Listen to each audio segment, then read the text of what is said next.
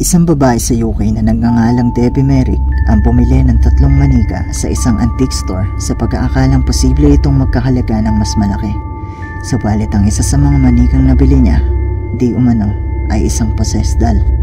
Sinasabing ang manika ay piniktal ang kanyang sariling kwintas at inaatake pa di umano nito ang asawa ni Debbie.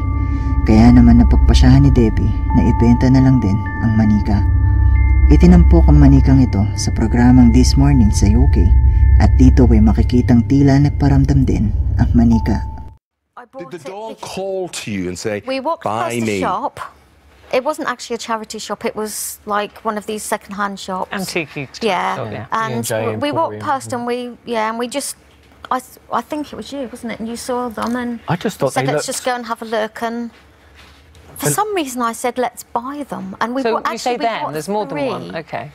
We bought 3. They were £5 each, and we thought, we'll buy them because they look like they're worth more than £5 each. You know, hands up, I bought them to resell. That chair's beginning Chair's to rock. rocking. Look at that. Who's doing that? Stop it. Who's doing that? When you separated these dolls, you brought them home and immediately you could feel that this one got a name? That's not it at all. Sa kalagitnaan ng interview sa programang This Morning, gumalaw ang inuupuan ng manika at makikitang wala namang kahit ano ang posibleng magpagalaw dito. Makalipas ang halos 1 buwan, muling naitampok sa This Morning ang manika. Sinasabing matapos itong mabili ng isang psychic na nagngangalang Liz Deer, nagsagawa ito ng investigasyon habang naka-livestream sa Facebook. Pero habang nasa kanila ang manika, inatake di umano nito ang kanyang ama at misteryosong nagkaroon ng mga kalmot kagaya ng naunang may-ari nito. Kaya naman nagpasya na lang din si Lee na ilayo na ang manika sa kanila. Isang tradisyon ng mga Latin American ang quinceañera ceremony. Ito ay isang seremonya na ginaganap sa oras na ang isang babae ay tumungtong na sa edad na 15. Bahagi ng seremonyang ito ang pagreregalo ng huling manika o quinceañera doll na sumisimbolo sa pagiging isang ganap na dalaga ng isang babae. Sa video ngang ito, makikita ang isang babae na may hawak na quinceañera doll.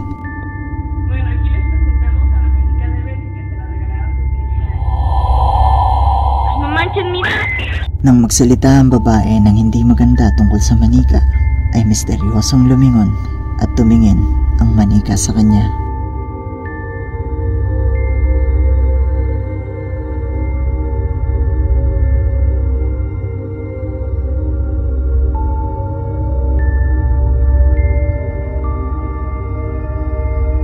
At ang mas nakakapangilabot dito ay kapag tinignan mo na ang refleksyon sa salamin, dahil wala kang makikitang kamay na posibleng gumalaw o pumihit sa ulo ng manika.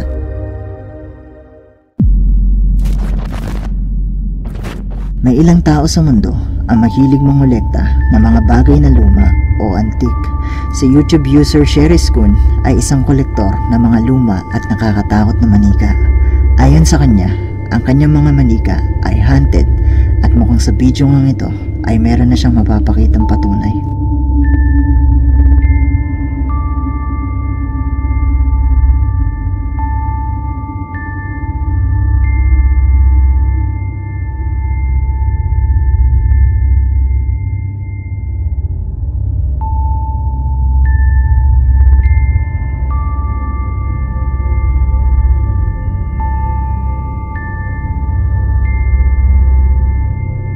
Sa una ay wala ka namang mapapansing kakaiba sa bidyong ito at mukhang isang normal na video lang ito ng kanyang mga koleksyon. Pero meron siyang hindi napansin na talaga namang nakapangingilabot.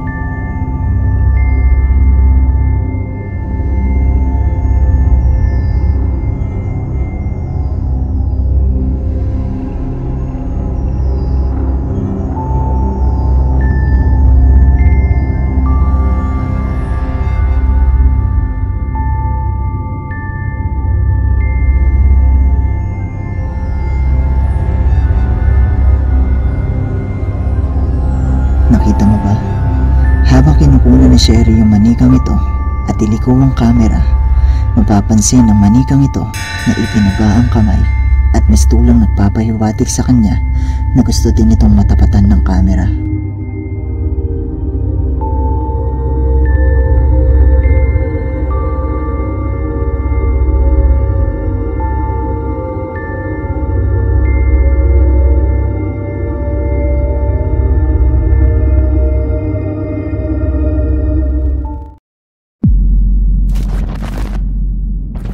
Pamilyar ba kayo sa pelikulang Toy Story na kung saan ang mga laruan ay gumagalaw at mistulang may buhay?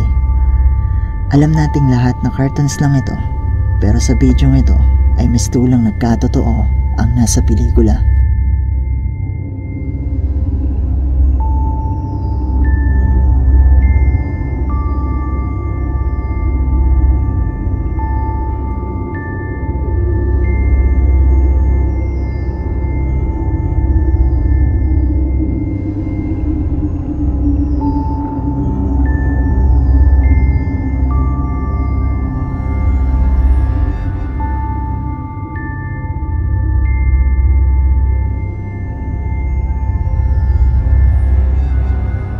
Sa umpisa ng video ay mukhang isang normal na cap-stacking video lang ito, pero makalipas ang ilang segundo, makikita ang manikang cowboy na si Jessie na dahan-dahang bumangon, umupo at mistulang pinanonood ang mga batang ito.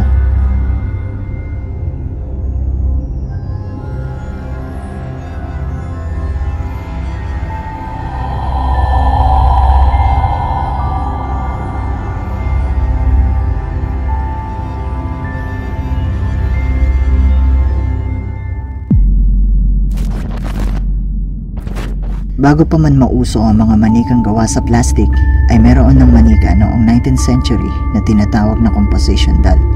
Ito ay yung mga manika na nagawa sa tulong ng gawgaw at glue.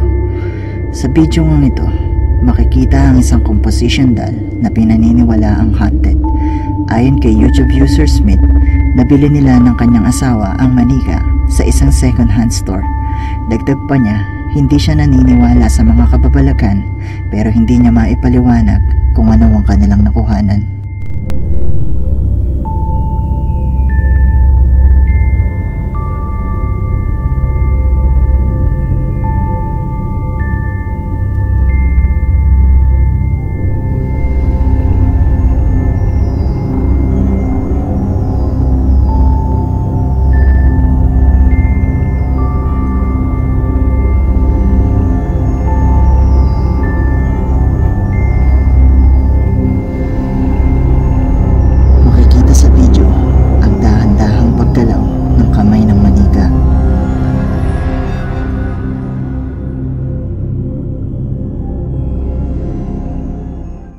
Hi! Kung meron kang videos na pwede nating maisama sa ating susunod na episode, i-email mo lang ito sa sircrepestv@gmail.com. Maraming salamat. During World War II, sinasabing may isang Amerikanong bilanggo ang gumawa ng puppet na tinawag na Mr. Fritz para aliwin ang kanyang mga kasama na naipit sa giyera at magbigay ng pag-asa sa mga ito. Nang pumanaw ang sundalong ito, bilang pagbibigay respeto sa katakilaan niya, ay dinala ng kanyang mga kasama ang manika at inihatid sa kanyang pamilya. Magmula noon ay kung saan-saan ang napunta ang manika at nagpasalin-salin na ito sa mga kamay ng kolektor. Dahil di umano, ang manika ay hindi pa rin nagpapahinga sa kanyang tungkulin. Ang kasalukuyang may hawak kay Mr. Fritz ay inilagay siya sa kahong salamin at sinasabing tuwing umaga ay nakikita nila itong nakabukas. Naglagay siya ng kamera at narito ang kanyang nakunan.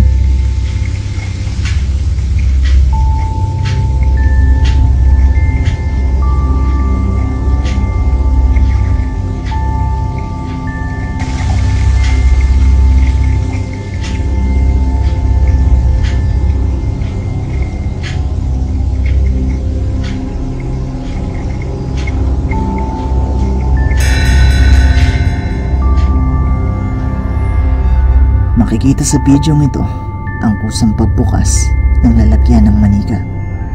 Pero sa sumunod na gabi ay meron siyang nakuhanan na talaga namang nakapangingilabot.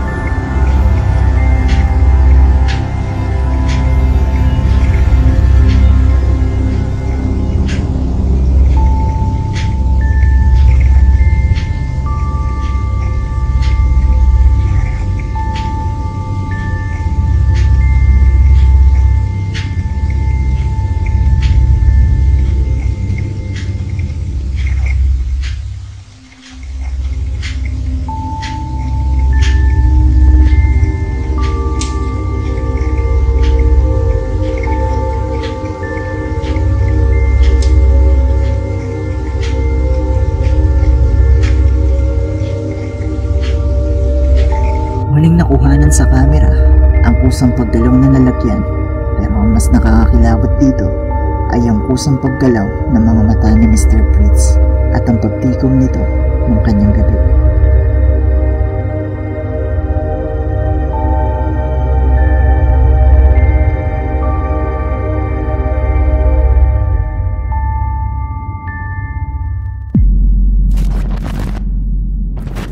Naniniwala ka ba na ang mga manika ay may damdamin din? Dahil sa video ninyong makikita ay tila nakaramdam ang manika ng selos. Ayon sa video, isang araw ay binigyan niya ng bagong manika ang kanyang anak at nire-record niya ang reaksyon nito. Pero nang ipakita niya ang video sa kanyang anak na lalaki, itinuro nito ang lumang manika ng kanyang kapatid. Hi, baby. Hi. You like your new toy? What's his name? Lovable. Lovable? Sure his name isn't like Fred or Henry? Actually, his name is Henry. Oh, it's so cute. Alright, well, you're gonna be a good girl today since I bought you the toy? Yeah. Okay. Promise? Alright. Say bye. Nang bigkasin ng bata ang salitang lovable, makikitang dahan-dahang inangat ng manikang ito ang kanyang kamay at tila pinagalawang bagay na ito sa kanyang harapan.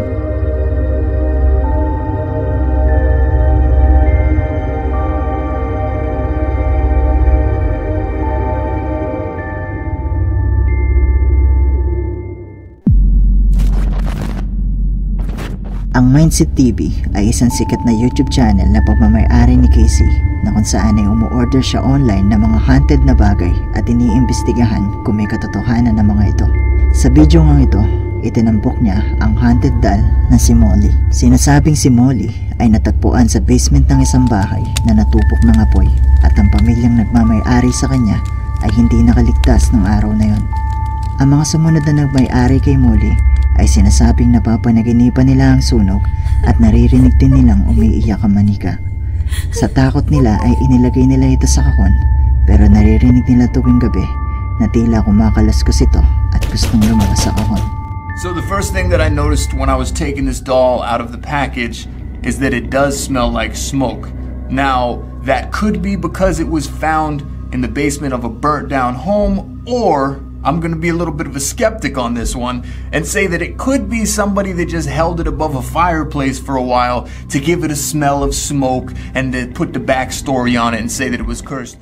This is called the ghost meter. It does detect electromagnetic frequencies. If this thing is not near like an outlet on the wall or a microwave or something that's putting off high electricity, it should not be beeping at all.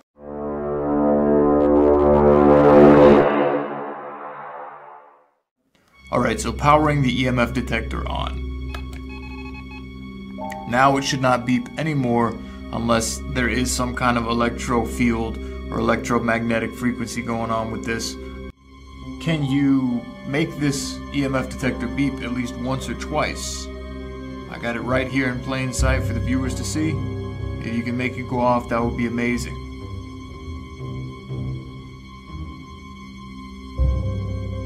Alright, she's creepy as hell looking, but this thing has not gone off once, and I've been doing this for about 2 minutes now. So test number 1, no results with the EMF ghost detector. We're going to move on to test number 2 to the spirit box and see if we can get anything out of that.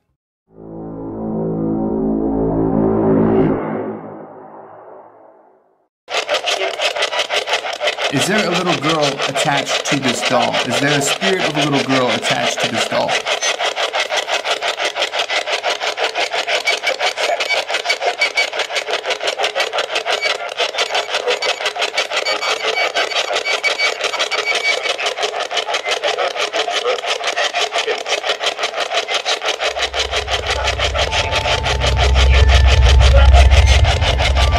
Hear you saying something. Can you come through a little bit more clearly?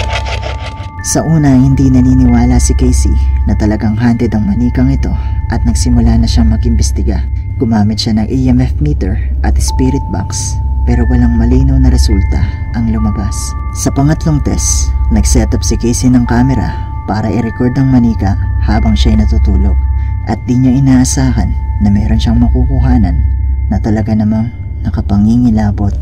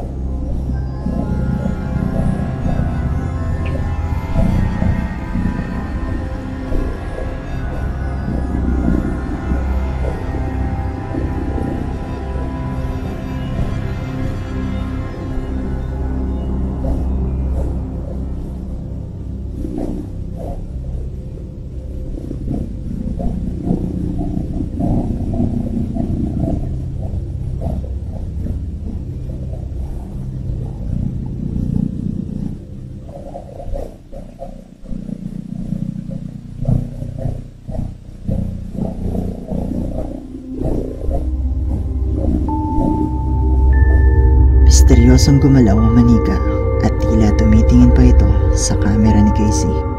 Maririnig din sa audio ang tila boses ng babae na umiiyak o sumisigaw. Ayon din kay Casey, nung gabing yon ay pinangungot siya at ngayon ay naniniwala na siya na ang manikang ito ay haunted. 1972 nang unang lumabas ang Mattel Sociedal na may kakayahang baguhin ang ekspresyon ng kanyang muka. Si YouTube user Spookulators na isang haunted doll collector ay nagmamay-ari ng isang Mattel Sociedal at habang kinukunan niya nga ang kanyang mga manika ay di niya inaasahan na may makukuhanan siyang kakaiba sa camera. It's crazy because I got a few of these things at a local antique shop. Simpleton there. Oops, I kind of went out of focus there. Okay, there we go. And her, I don't know her name. We got her. She's a classic. Oh my god, I'm gonna have to really look at this video because was her eyes just kind of looking at this Annabelle doll just a few minutes ago. I could have swore her eyes were looking at Annabelle doll. That is absolutely creepy. Why is it continuing to go up like this? What the fuck? Are you fucking kidding me? She hasn't moved. And her fucking eyes now semi-closed. Oh my god. I think this fucking doll's possessed, dude. That is fucking crazy. That is absolutely crazy. Her fucking face, look at her face.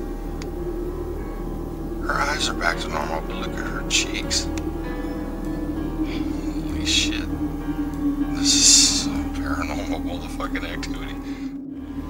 And every time I keep coming over here, it comes out of focus. Why is it? What the fuck? Her eyes are closed and her mouth is back to normal. So wrong. I'm not freaked out. You see, it's just like it just constantly keeps coming out of focus every time I get back to these ones. Makikitang habang kinukunan niya ng video ang kanyang koleksyon at sa tuwing mapapatapat ang kanyang kamera sa manikang ito ay nag-iiba na ang ekspresyon nito.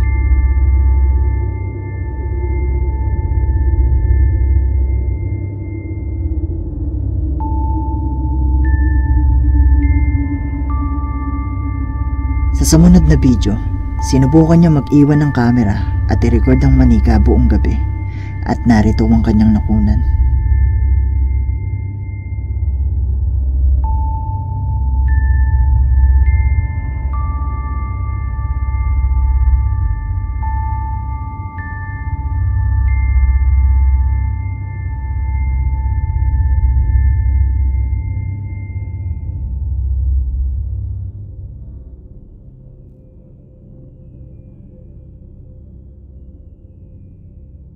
Nakuha na ng video ang aktwal na paggalaw ng mukha ng manika at ang tila pagtingin nito sa kanya nang bumaba siya para kumuha ng tubig at hanggang sa siya'y makaalis.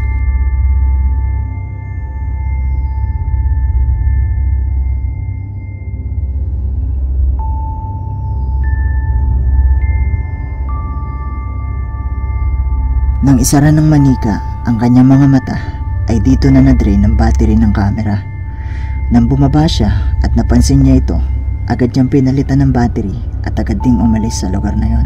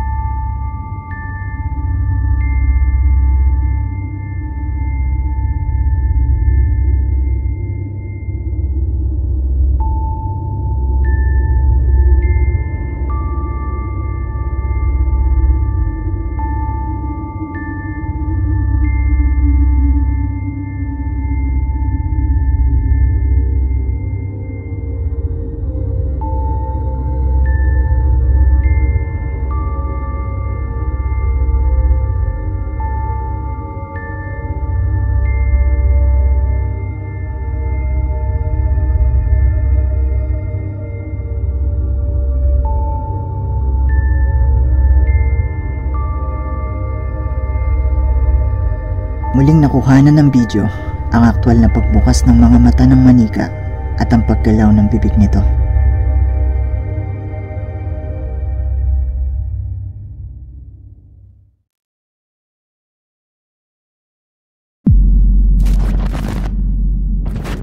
Noong 1950s, may isang lalaki na nagngangalang Don Julian Santana Barrera ang nagmamay-ari ng isang isla sa Mexico. Isang araw habang naglalakad sa pangpang si Don Julian ay natagpuan nito ang bangkay ng isang batang babae na nasawi saan niya ito natagpuan. Magmula noon ay gabi-gabi na di umano naririnig ni Don Julian ang boses ng batang babae. Sa paniniwalang mapapatahimik ng manika ang bata, nagsabit muli siya ng manika at patuloy niya itong ginawa sa loob ng 15 taon hanggang sa araw ng kanyang pagpanaw. Mula noon ay kinilala na ang islang ito ni Don Julian bilang Island of Dolls. Itinampok ang islang ito sa programang Ghost Adventures sa US. Pinuntahan nila ang isla at bago pa man sila makatungtong ay nakarinig na agad sila ng mga kakaibang tunog. Lang naranasan na talaga namang makapanindik balahibo. Let go, bro.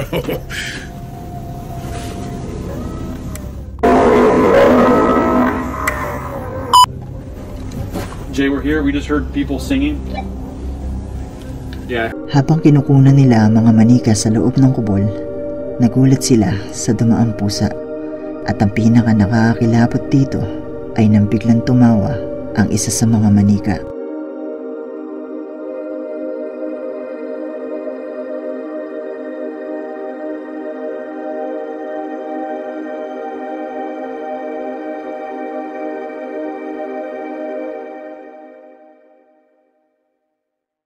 Hi! Kung meron kang videos na pwede nating maisama sa ating susunod na episode, i-email mo lang ito sa sircrepestv@gmail.com. Maraming salamat.